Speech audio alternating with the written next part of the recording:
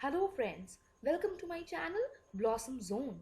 जैसा कि आप देख सकते हैं, खिले खिले फूल कितने सुंदर लग रहे हैं, बट इन फूलों को खिलने में भी बहुत समय लगता है। जैसे ये पहले बड्स यानी कि कली होते हैं, फिर धीरे धीरे जा कर के खिलते हैं और तब और भी ज़्यादा सुंदर लगने लगते हैं। अगर हम यही चीज़ आपके लाइफ में भी अप्लाई करें तो वैसे ही आप भी छोटे से बेबी से धीरे धीरे ग्रो करते हैं, अपने आप को अपडेट करते हैं, बहुत सारी चीज़ें सीखते हैं, अपनी नॉलेज बढ़ाते हैं, तब जा कर के आप एक अच्छे इंसान, नॉलेजेबल इंसान बन जाते हैं। और उस फूल की खुशबू दूर दूर तक फैलती है, यानी कि आप अपनी नॉलेज से पूरे वर्ल्ड को जीत सकते हैं। Knowledge has that power, but कहीं ना कहीं उस नॉलेज में कहीं ना कहीं हम कुछ माइन्यूट चीज़ें मिस आउट कर देते हैं, जिसकी वजह से हम आगे नहीं बढ़ पाते हैं। तो उन्हीं चीज़ों को, उन्हीं नॉलेज को रिफाइन करने के लिए, रेक्टिफाई करने के लिए मैंने ये चैनल बनाया है। अगर आपको मेरा वीडियो पसंद आए तो प्लीज़ लाइक, शेयर और सब्सक्राइब ज़रूर करिएगा और वीडियो को एंड तक ज़रूर देखिएगा, because after the end of the video मैं आपको 2 वोकेबलरी न्यू वर्ड्स दूंगी, जिससे आपकी वोकेबलरी इंक्रीज होगी और आपको एग्जाम्स में हेल्प भी मिलेगी। आज मैंने ये वीडियो बहुत ही सिंपल टॉपिक से स्टार्ट किया है, and the topic is articles. आपको लगेगा कि आर्टिकल में नया क्या होगा। लेट्स फाइंड आउट कि मोस्ट ऑफ द स्टूडेंट्स कहाँ क्या चीज़ मिस कर देते हैं।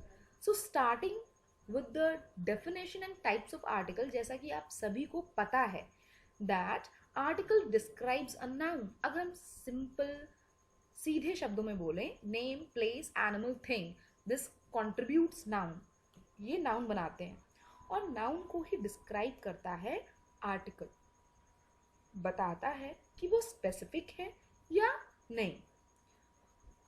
So there are 2 types of article, definite article and indefinite article। अगर किसी एग्जैक्ट चीज़ के बारे में बात कर रहे हैं या अगर हमें पता है कि हाँ यही चीज़ है, एकदम क्लियर है, then we use definite article. जहाँ पे हमें चीज़ें क्लियर नहीं हैं वहाँ पर हम यूज करते हैं इनडेफिनेट आर्टिकल।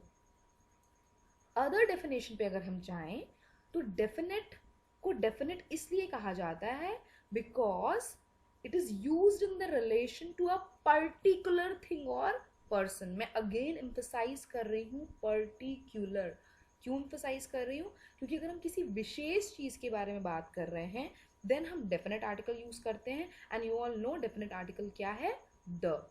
और अगर हम किसी डेफिनेट चीज़ के बारे में बात नहीं कर रहे, किसी पर्टिकुलर चीज़ के बारे में नहीं बात कर रहे हैं, देन हम इनडेफिनेट आर्टिकल यूज करते हैं, and that is a and an. दो इनडेफिनेट आर्टिकल हैं, a and an. The cat sat on the couch. यहाँ अगर हम पर्टिकुलर कैट के बारे में बात कर रहे हैं then we can use the. अब हम आते हैं इनडेफिनेट आर्टिकल पे। Do you have a pencil. हम एक जनरल पेंसिल के बारे में बात कर रहे हैं तो हम अ पेंसिल यूज करेंगे। अगर हम किसी स्पेसिफिक या पर्टिकुलर पेंसिल के बारे में बात करते, do you have the pencil which I used yesterday. जो मैंने येस्टरडे मतलब कल यूज की थी वही वो पेंसिल है तुम्हारे पास। देन अगर हम किसी स्पेसिफिक, किसी पर्टिकुलर, किसी डेफिनेट चीज़ के बारे में बात कर रहे हैं, किसी डेफिनेट नाउन के बारे में बात कर रहे हैं, then we use the, otherwise a. Again there are certain rules कि हम अ, एन और द कैसे यूज कर सकते हैं। अ, एन एंड द जो है हमेशा सिंगुलर काउंटेबल नाउन्स के साथ यूज होता है, ठीक है। It is never used before uncountable और plural nouns। Now, if a noun starts with a consonant sound, अगर कोई भी noun consonant या consonant sound के साथ start होता है, then we use a। Again, I'm emphasizing on the word sound। आप अभी इस word को याद रखिएगा, अभी next मैं इसके बारे में डिस्कस करूंगी। And is used before the noun which starts with vowel और वॉवल साउंड, ठीक है। या तो वो वर्ड वॉवल होना चाहिए या वॉवल से वॉवल होना चाहिए या वॉवल साउंड का होना चाहिए, ठीक। नेक्स्ट द आपको पता ही है, किसी पर्टिकुलर स्पेसिफिक डेफिनेट चीज के लिए हम द यूज करते हैं। नाउ जो मैंने आपको साउंड पे एम्फसाइज करके बताया था, एग्जाम्पल्स में आप देख रहे होंगे a cat, cat is a consonant, means it is starting with a consonant C, तो आपको अच्छे तरीके से पता है। अ बर्ड, अ चाइल्ड, ये सारे वर्ड्स जो इसमें दिए हुए हैं वो कॉन्सोनेंट से ही स्टार्ट हो रहे हैं, उनके आगे अ लगा हुआ है। बट हम उसी तरफ अगर एन के साइड देखते हैं, an apple, a is a vowel, egg is a vowel, ant a is a vowel, orange O is a vowel, hour, hour starts with H, मगर जब हम उसको बोलते हैं साउंड, आर, ओ का साउंड आ रहा है, that is why we use an. और यही जो कॉन्सेप्ट है अक्सर स्टूडेंट्स स्किप कर देते हैं, वो जहाँ देखा कि कॉन्सोनेंट से स्टार्ट हो तुरंत उसको अ लगा दिया, और जहाँ देखा कि वो वॉवल से स्टार्ट हो रहा है उसको तुरंत एन लगा दिया। But here you have to think before marking the answers. You have to pronounce that word, and once you pronounce that word you should make out कि वॉवल के साथ साथ कहीं वो वॉवल साउंड से तो नहीं हो रहा है, कॉन्सोनेंट के साथ साथ कहीं वो कॉन्सोनेंट साउंड से तो नहीं हो रहा है। अगर साउंड है then also we have to use a and and accordingly. Here I have given one more exercise that use of articles with adjectives. हम adjectives अगर superlative के साथ use कर रहे हैं तो हम superlative किसी particular इंसान के लिए ही use कर सकते हैं। So for that we use the. He is the best student in the class, in our class. हम किसी specific इंसान के बारे में बात कर रहे हैं, compare कर रहे हैं दो लोगों को, again we are going definite or specific or particular, so again we have to use the. if one out of two is chosen, अगर दो में से किसी एक को चूज करना है, again we are specifying something specific, particular things, again we have to use the. Before adjectives, again before adjectives we have to use the only because we are telling a specific quality of that person, right? Next, like proper noun also, if we are talking about proper nouns then again we have to use the, because यहाँ पे भी हम particularly किसी के बारे में बात कर रहे हैं, उसकी quality बता रहे हैं। ordinal numbers, chapter 2 of this book is very difficult, यहाँ पे हम कोई भी article use नहीं कर रहे हैं, right? because number है, so number के साथ हम कोई भी article use नहीं करते हैं, ठीक है। the chapter in which it is given like this, अगर हम ऐसा रेफरेंस दे रहे हैं विदाउट द नंबर तब तो हम द यूज कर सकते हैं, but if we are specifying particular, हम यहाँ पहले से ही बता रहे हैं कि टू है, तो फिर जरूरत नहीं है आर्टिकल यूज करने की।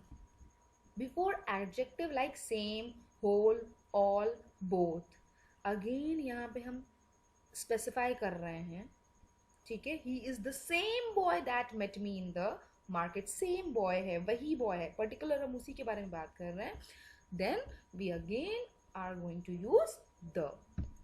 Now जो मैं आपको बता रही थी साउंड वाला जो प्रॉब्लम है, where the students skip the things, here again it is given in detail. We use a when the noun begins with a consonant, ये आपको बहुत अच्छे तरीके से पता है, but exception is where the sound u comes, for example sound of consonant comes, ठीक है। ऑल्दो वो वर्ड जो है वो वॉवल से स्टार्ट हो रहा है, बट जो उसका साउंड है वो कॉन्सोनेंट आ रहा है, तब हम उसके साथ अ यूज करेंगे। Again I am telling you, अगर कोई वर्ड ऑल्दो वॉवल से स्टार्ट हो रहा है बट वाइल प्रोनाउंसिंग इट उसका साउंड जो है वो कॉन्सोनेंट है, then a is use. For example university, U, Y O U, U जो है साउंड आ रहा है, so U starts with Y and that is why we are using a. Again a utensil, again I have already told you the example of R, again it is given here, and R and honor, o honor, o आ रहा है, right? तो again although ये start consonant से हो रहा है, but the pronunciation is given out in a vowel form. जो pronunciate हो रहा है वो vowel से start हो रहा है, that is why we are using an. और an apple, an umbrella, वो तो आपको बहुत ही क्लियर है क्योंकि that is starting with vowel. ये कॉन्सेप्ट तो आपको क्लियर है, ठीक है, कि अगर वॉवल से स्टार्ट हो रहा है तो एन यूज होना है, बट वॉवल साउंड भी अगर आ रहा है तब भी एन ही यूज होना है. अगेन ये चीज मैं एक्सप्लेन कर दे रही हूँ, अगर कॉन्सोनेंट से स्टार्ट हो रहा है तो एन लगेगा, और अगर कॉन्सोनेंट साउंड है, ऑल्दो वो वॉवल से स्टार्ट हो रहा है मगर कॉन्सोनेंट साउंड है, यूज होगा. नेक्स्ट वॉवल है तो उसके साथ एन यूज होगा अगर कोई वर्ड वॉवल से स्टार्ट हो रहा है तो. बट अगर वॉवल साउंड आ रहा है, ऑल्दो कॉन्सोनेंट से स्टार्ट हो रहा है वो वर्ड, बट वॉवल साउंड आ रहा है तो उसके साथ एन लगेगा. I hope I am very much clear with this, and ये कॉन्सेप्ट आप कभी नहीं भूलोगे, बिकॉज यही चीज़ है जो हम अक्सर मिस आउट कर जाते हैं और जल्दीबाजी में मिस्टेक कर देते हैं. So I hope this is very much clear. Now, as I have already promised you that I will give you vocabulary after this video, so I am giving you, the first word is eloquent. Eloquent means expressing yourself readily, clearly and effectively. अपने आप को इस तरीके से व्यक्त करना कि आप स्पष्ट रूप से और इतना इफेक्टिव है कि सामने वाला आपसे इम्प्रेस हो जाता है, राइट? इस तरीके से अगर आप किसी के सामने अपने आप को व्यक्त कर पा रहे हैं, then that means you are eloquent. I have used this word. Mister Narendra Modi is an eloquent speaker. He really is. जब भी हम उनको सुनते हैं तो उनकी हर बातें हमें बहुत अच्छे से समझ में आती हैं, बहुत स्पष्ट रूप से वो बोलते हैं और बहुत इफेक्टिवली बोलते हैं. उन्होंने एक बार बोला ड्यूरिंग दिस लॉकडाउन ओनली कि you have to light diyas, lamp, flash light, anything.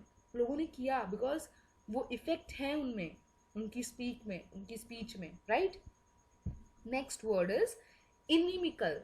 Inimical means not friendly. Here you can see by the pictures also that the animals are not very much friendly. बहुत गुस्से में दिखाई दे रहा है, friendly तो बिल्कुल नहीं लग रहा है, ठीक है? तो inimical behaviour should be curtailed. Inimical behavior should be curtailed. curtailed का मतलब है कम करना. ऑल्दो मैंने आपको दो वोकैब दिया, बट हियर अगर किसी को curtail की भी मीनिंग नहीं पता है तो curtail का मीनिंग है कम करना.